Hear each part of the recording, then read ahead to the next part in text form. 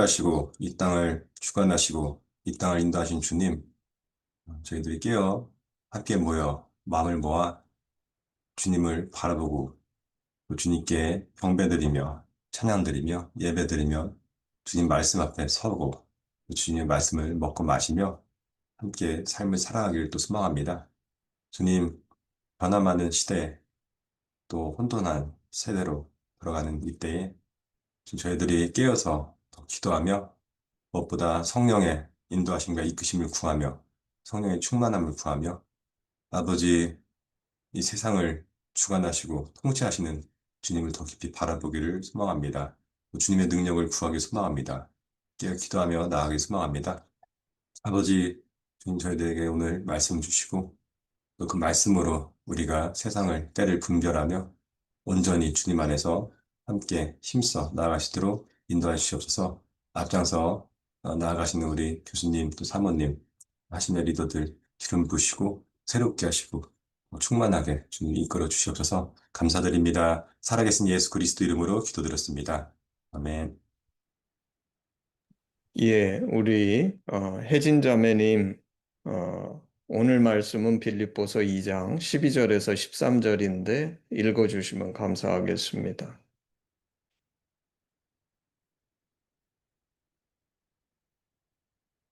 마이크가 꺼져 있어요. 잘못했어. 그러므로 나의 사랑하는 자들아, 너희가 나 있을 때뿐 아니라 더욱 지금 나 없을 때에도 항상 복종하여 두렵고 떨림으로 너희 구원을 이루라. 너희 안에서 행하시는 이는 하나님이시니 자기 기쁘신 뜻을 위하여 너에게 소원을 두고 행하게 하시나니. 아멘, 아멘. 오늘 읽은 빌립보서 2장 12절, 13절 말씀을 가지고 너희 안에서 행하시는 이는 하나님이시니 이런 제목으로 말씀을 나눠보겠습니다. 오늘 12절, 13절에는 네 가지 중요한 말이 등장합니다. 하나는 구원, 두 번째는 너희 안에 행하시는 하나님, 그리고 기쁘신 뜻, 소원, 이렇게 네 가지죠. 오늘 말씀 속에서 오늘 말씀은 하나님이 우리 안에서 행하신다 이렇게 말씀하고 계시죠. 그리고 이것을 구체적으로 얘기하면 우리는 이분이 성령님이신 것을 알게 되죠. 사실 우리 안에서 행하시는 하나님 성령님이신데 어, 오늘 여기서 우리는 보통 뭘 기대하냐면 하나님께서 내 바깥에 있는 세계 속에서 역사하셔서 내가 원하는 것을 이루어 주시기를 보통 원하죠. 하나님은 세상을 주관하고 계신 분이신데 우리는 내 안에서 역사하시는 하나님보다는 내 바깥에서 하나님이 역사하셔서 내 소원을 이루어 주시기를 기대하는 사람이 훨씬 더 많은 것 같습니다. 근데 오늘 본문은 하나님께서 하시는 가장 놀라운 역사가 내 안에서 행하시는 것이라는 것을 가르쳐 줍니다. 로마서 8장 9절 만일 너희 속에 하나님의 영이 거하시면 너희가 육신에 있지 아니하고 영에 있나니 누구든지 그리스도의 영이 없으면 그리스도의 사람이 아니라.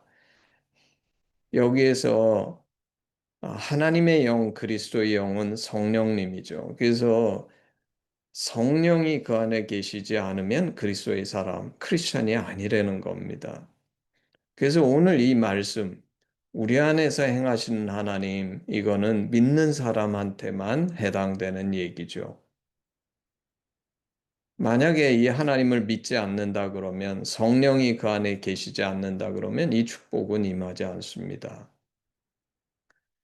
근데 거꾸로 얘기하면 사실 이것은 너무나 귀하고 값진 축복인데 많은 그리스도인들이 이 축복을 제대로 누리지 못하는 사람들이 있지 않는가 싶어요.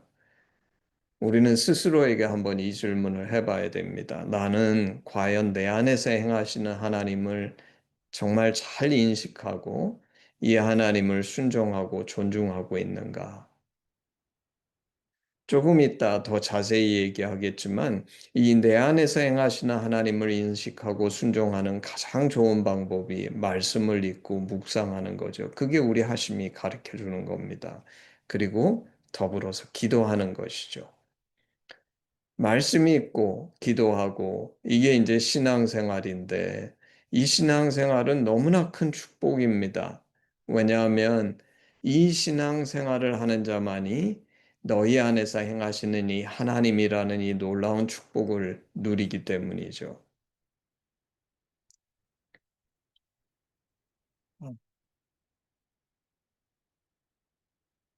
사실 오늘 이 우리 안에서 행하시는 하나님이 얼마나 큰 축복인지에 대해서 이제 좀 더 나눠보기를 원합니다.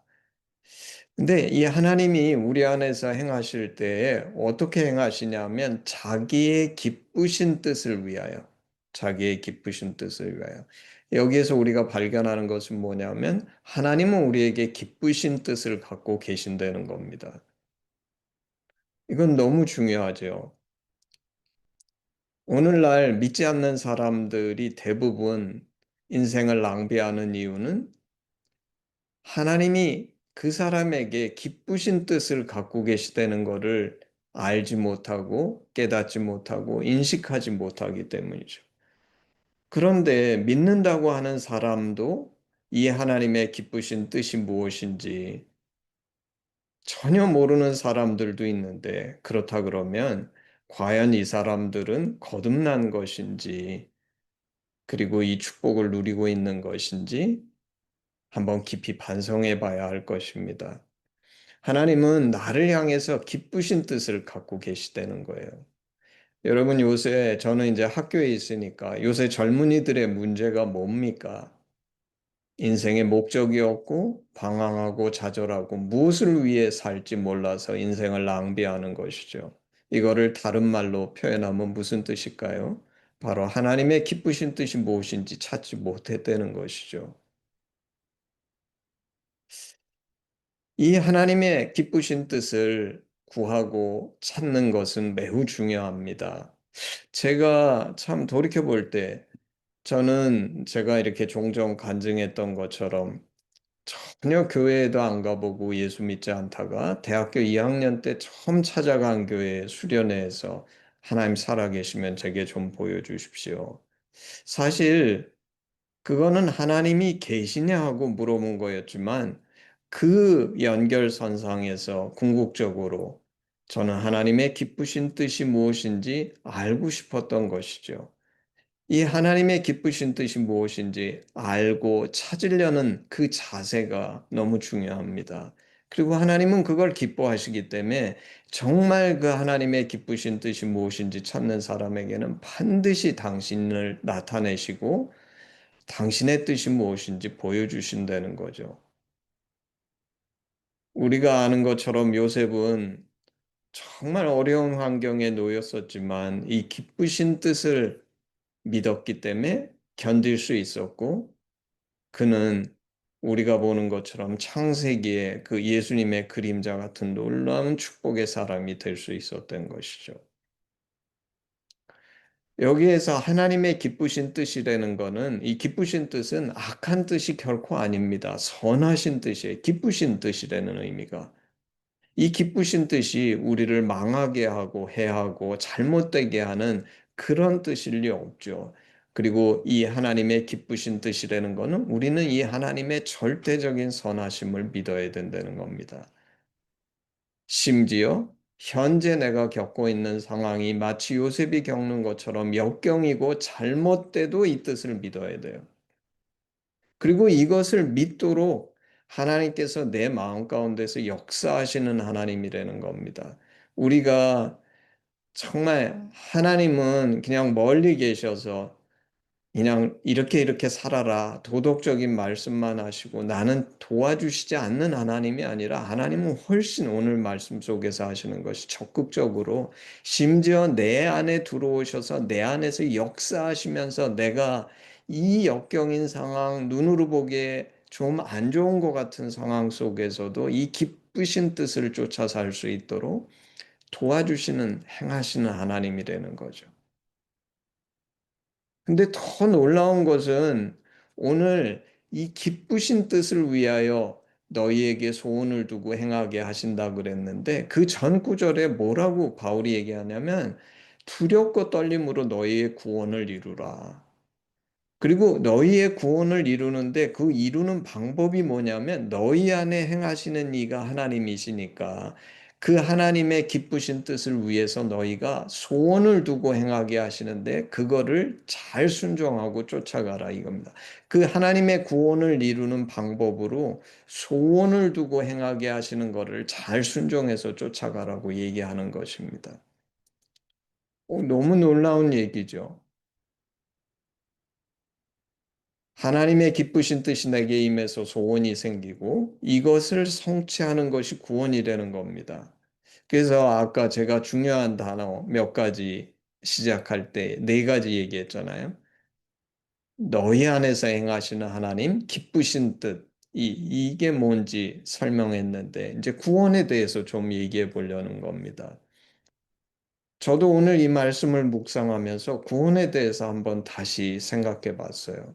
우리가 흔히 그리스도인들이 얘기하는 구원은 뭡니까? 구원은 예수 믿으면 나 천국 가. 그러면 구원받았다고 생각하죠.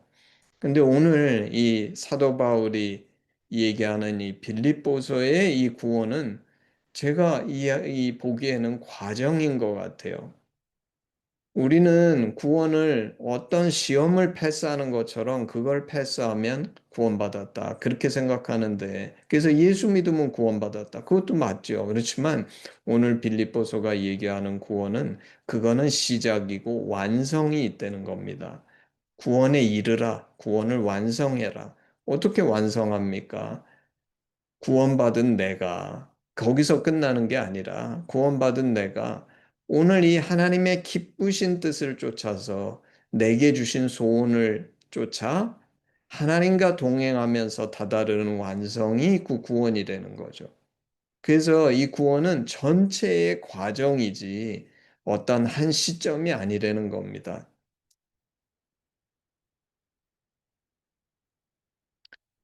그리고 그렇게 쳐다보면 오늘 얘기는 굉장히 중요한 거죠. 왜냐하면 구원은 중요하지 않습니까? 우리는 그냥 예수 믿으면 구원받았고 천국 갈 자격이 주어졌고 모든 게 완성됐다 그러고 이 세상은 덤처럼 사는 것처럼 착각하는데 그게 아니라는 겁니다. 오늘 말씀은 하나님은 나를 향해서 정말 기쁘신 뜻을 갖고 계신데 그 선하신 뜻을 쫓아서 하나님이 내 마음 안에서 역사하셔가지고 내게 소원을 주신다는 거예요.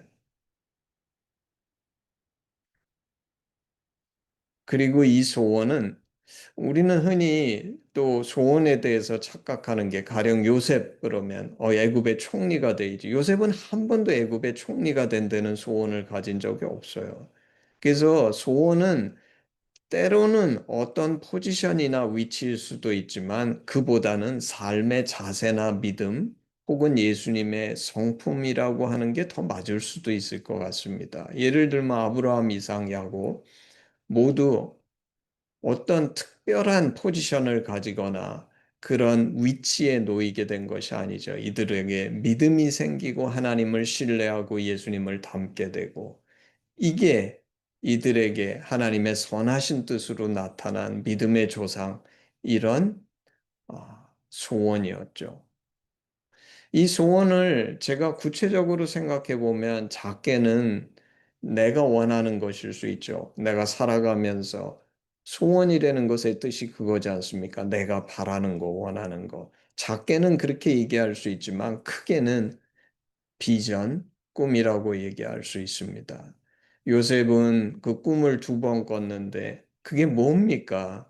난 세상에 매이지 않고 세상의 룰은 내가 막내처럼 태어났지만 하나님께서 이 큰 꿈을 주셔서 내가 마치 나의 그 형들도 품어서 그들에게 정말 하나님처럼 그들을 돌보고 살펴주는 그게 요셉이 받은 꿈이죠. 그래서 소원은 하나님의 기쁘신 뜻이 나에게 구체적으로 임할 때 생겨나는 것입니다. 저는 이제 학교에 있으니까, 그리고 최근에도 뭐 그런 비슷한 얘기를 들었는데, 부모들이 자녀를 키우면서 이 소원을 무시할 때가 많은데, 이 소원을 무시하면 안 된다는 겁니다. 제자를 키울 때에도 그 소원을 존중해야 돼요.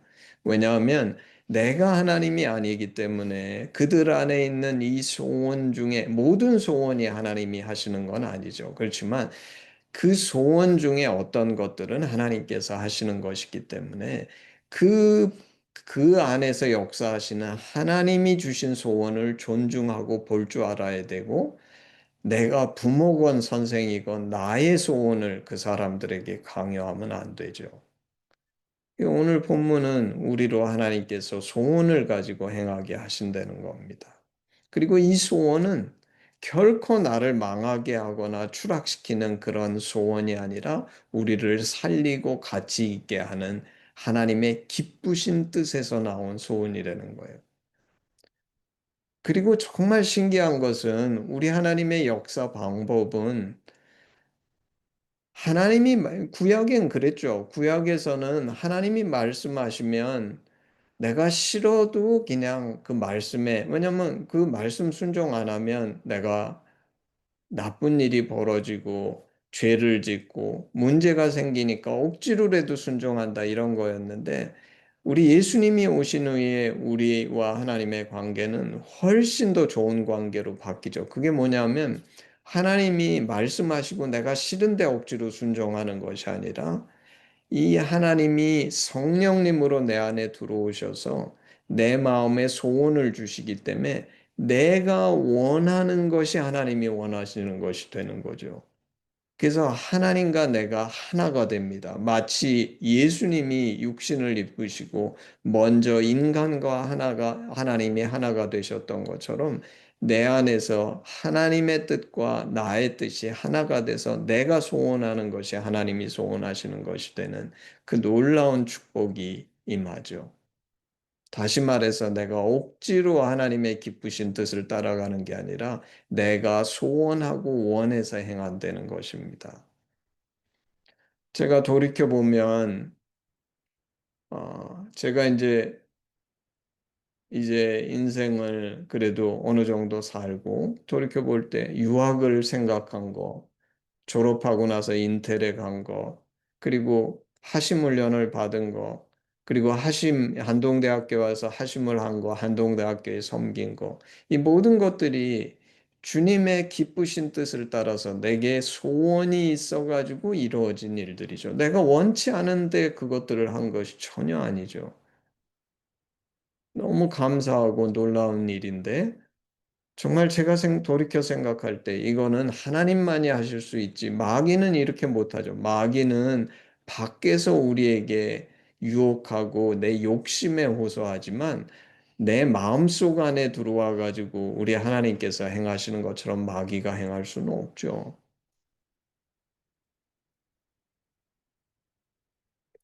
근데 이제 그래서 제가 여태까지 아까 얘기했던 것처럼 너희 안에 행하시는 하나님에 대해서 얘기했고, 하나님은 그 누구에게나 우리 각 사람에게 기쁘신 뜻이 있다는 거예요. 이 뜻을 찾지 못하면 인생이 방황하죠.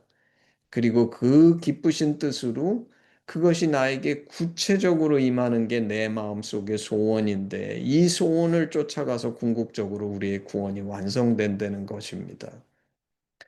근데 이제 우리가 이 말씀을 우리의 삶에서 실제 순종하면서 어, 겪는 한 가지 이제 혼란이나 의문 같은 게 뭐냐면, 여기에서 말씀에서 소원이라고 얘기했는데 우리에겐 두 가지 소원이 있어요. 하나는 오늘 하나님의 기쁘신 뜻에 의해서 내 안에 있는 소원이 있지만, 동시에 그냥 하나님의 뜻이 아니고 내가 원하고 내가 바라고 내가 구하는 소원도 있죠.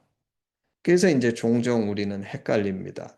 도대체 이게 하나님이 주신 소원인지 아니면 내가 가진 소원인지. 그래서 다음 다루고자 하는 것은 이겁니다. 내가 가진 소원이 이 하나님의 역사인지 아니면 그저 내가 바라고 소원하는 것인지 어떻게 알 수 있는가? 요한복음 14장 26절 보혜사 곧 아버지께서 내 이름으로 보내실 성령 그가 너희에게 모든 것을 가르치고 내가 너희에게 말한 모든 것을 생각나게 하리라. 이 말씀이 얘기하는 것처럼 성령님은 아까 우리 얘기했듯이 우리 안에서 역사하시는 하나님이신데 말씀 안에 또한 역사하시는 영이시죠. 그래서 나의 소원이 하나님이 행하시는 것이라면 말씀도 같이 역사해야 된다는 겁니다.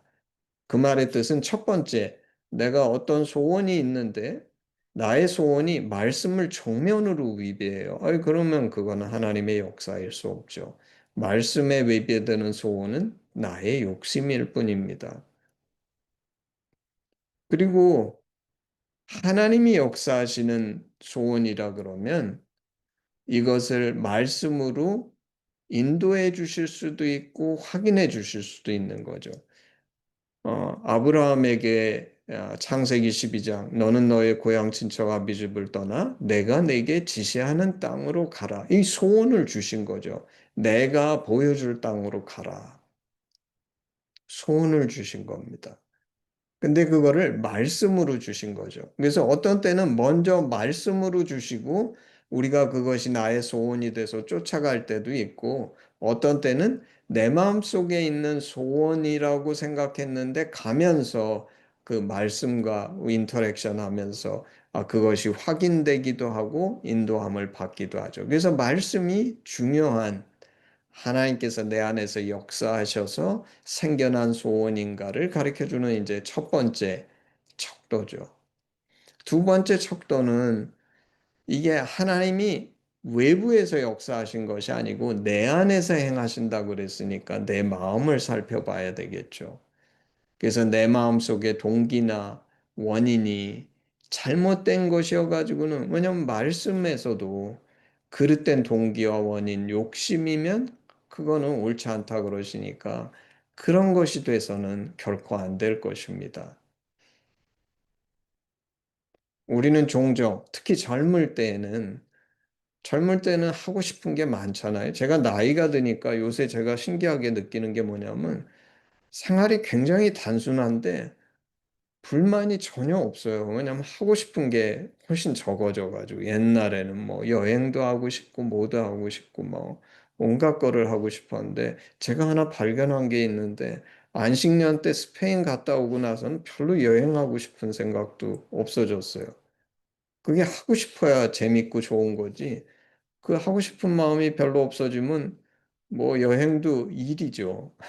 근데 어쨌거나 젊을 때는 하고 싶은 게 많죠. 그래서 소원이 많습니다.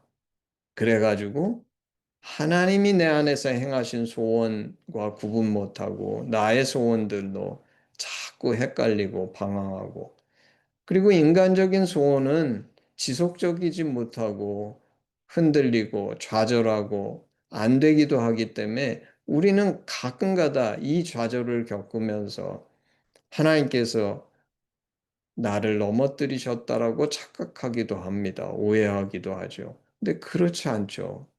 오늘 하나님께서 행하시는 이 소원은 분명히 기쁘신 뜻이고 선하신 뜻이고 이것은 중간에 포기할 수도 없습니다. 어떤 사람들은 포기하는 사람이 있을 수 있지만 제가 성경을 보게 되면 아브라함 같은 경우는 사실 하나님 주신 꿈을 포기했죠. 언제 포기했습니까? 이스마엘을 낳고 포기했습니다. 그래도 하나님은 찾아오셔서 그 소원을 다시 일으키세요. 그래서 이 하나님 주신 소원은 잠깐 있다가 없어지는 것이 아니라 내가 가진 소원하고 제가 좀 전에도 얘기했잖아요. 제가 젊을 때는 많은 소원이 있었는데 나이가 드니까 다 없어지고 몇 개 안 남는데 하나님 주신 소원은 안 없어져요. 지속적으로 존재하죠. 요셉도 그리고 이 소원은 처음부터 완전히 구체적인 것은 아닙니다. 요셉은 그저 그 어려운 환경 속에서 하나님 주신 꿈 때문에 포기하지 않고 그 하나님의 그 기쁘신 뜻이 있다고 믿은 거죠. 포기하지 않은 겁니다. 하나님은 날 망하라고 이렇게 놔두시는 게 아니라 기쁘신 뜻이 계시다. 그리고 끝까지 투쟁하니까 이제 나중에 애굽의 총리가 됐는데 사실 애굽의 총리가 되는 것이 요셉의 꿈은 아니었습니다. 근데 애굽의 총리로서 요셉은 궁극적인 그 소원을 발견하죠. 그게 뭐냐면 가나안 땅에 대한 하나님께서 자신의 할아버지, 고조 할아버지에게 주신 가나안 땅에 대한 약속, 소망, 그 소원. 그래서 그는 형들을 용서하고 그들을 품에 품어서 이스라엘 12지파로 키워냅니다. 그래서 요셉이 보여주는 것처럼 아브라함이 보여주는 것처럼 하나님이 주신 소원은 잠깐 없어지는 것이 아니라 계속적으로 발전하면서 지속적으로 존재하게 되지요. 결국 아까 이제 제가 설명한 것처럼 오늘 바울이 얘기하는 구원은 내가 예수님을 영접해서 하나님의 사람이 돼서 성령이 내 안에 들어오셔서 내 안에서 역사하셔서 내게 꿈을 주시고 방향성을 가지고 가는데 그 구원은 마치 하나님의 나라를 만들어가며 완성해가며 동시에 나도 변화돼서 내 안에서 예수님을 닮아가는 그런 과정인 것 같아요. 그리고 마지막으로 이 소원을 분별하는 다른 한 척도는 상황이나 환경이죠. 상황이나 환경을 인도하셔서 하나님은 이 방향으로 가도록 도와주신다는 겁니다. 물론 역경에 처할 때도 있어요. 그렇지만 요셉의 삶, 역경에 처했던 요셉의 삶도 궁극적으로 보게 되면 긴 시간에서는 이 소원의 방향으로 가게 하신 거죠. 그러므로 우리는 역경을 만났을 때에도 너무 짧은 시간에 단정하고 좌절하고 하나님을 원망할 것이 아니라 길게 봐야 됩니다. 길게 봐서 하나님은 반드시 나를 이 기쁘신 뜻을 따라서 소원의 방향으로 가게 하신다는 것을 믿고 신뢰해야지 잠깐 역경에 처했다고 나는 다 망했어. 내 소원은 가짜 소원이었나 봐. 이렇게 돼서는 곤란한다는 것입니다. 오늘 제가 이제 말씀을 정리하려고 합니다. 오늘 12절, 13절에 이렇게 써 있죠. 두렵고 떨림으로 너희 구원을 이루라. 우리는 이 구원을 어떻게 이루는가?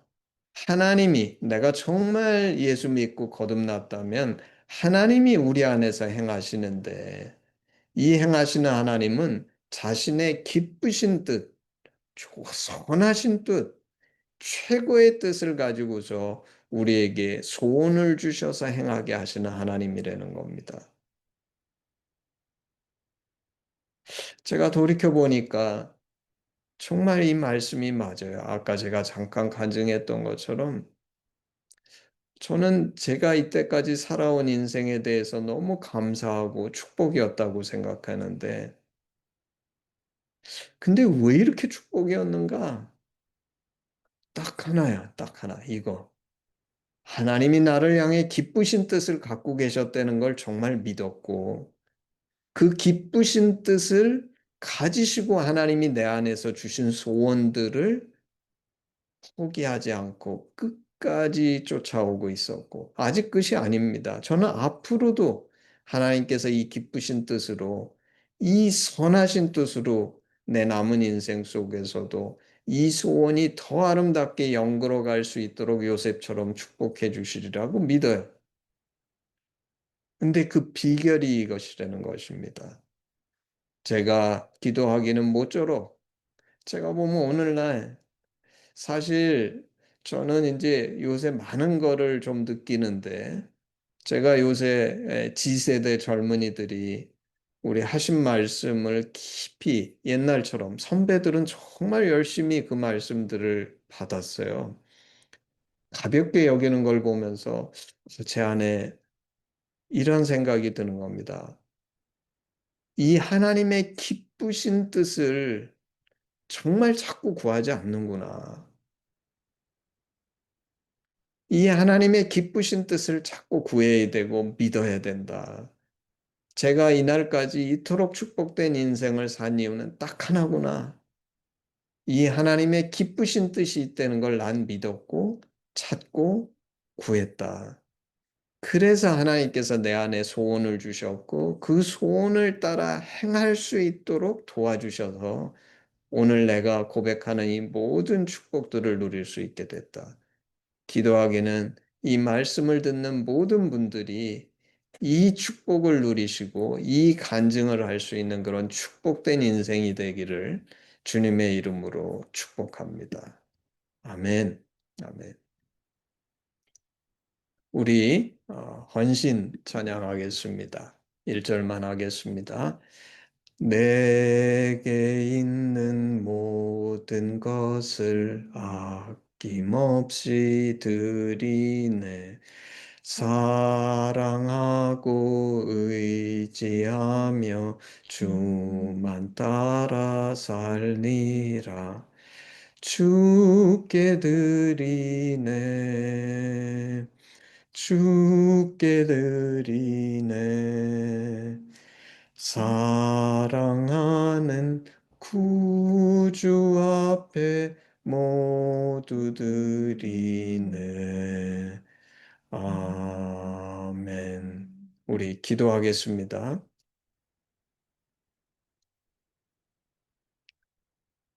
우리 안에 행하시는 하나님, 정말 하나님은 선하셔서 우리를 향해 놀랍고 기쁘신 뜻을 갖고 계시고 이 뜻이 그저 하나님의 단순한 바램이 아니라 구체적으로 우리 삶 가운데 이루어질 수 있도록 우리 안에서 행하셔서 내게 소원을 주시고 그 소원을 따라 행하게 하시는 이 하나님을 찬양합니다. 그 소원을 갖고 사는 삶이 바로 구원이고 이것이 하나님의 나라의 완성이고 주님과 내가 함께 쓴 인간의 역사라는 것을 고백합니다. 이 위대하신 하나님을 찬양하며 이 하나님이 나의 심령 속에 행하시는 대로 나와 하나가 되어 이 소원을 이루어갈 때 하나님이 영광을 받으시고 이 땅 가운데 하나님께서 분명히 드러나시는 그런 축복된 인생들이 될 수 있도록 저희를 축복하시고 함께하여 주시옵소서. 감사드리며 예수님의 이름으로 기도했습니다. 아멘. 우리 헌신기도문으로 예배를 마치겠습니다. 아바 아버지, 예수님의 죽으심과 부활하심으로 우리를 향한 당신의 사랑을 확증하시고 예수 안에 성령으로 당신과 하나 되게 하시니 감사합니다. 구하오니 우리 공동체가 당신 안에 더욱 하나 되게 하시고 우리를 온전케 하사 대한민국과 열방 가운데 당신의 심정이 더욱 증거되게 하시옵소서. 나라와 권세와 영광이 아버지께 영원히 있사옵나이다. 아멘. 예, 예배를 마쳤습니다.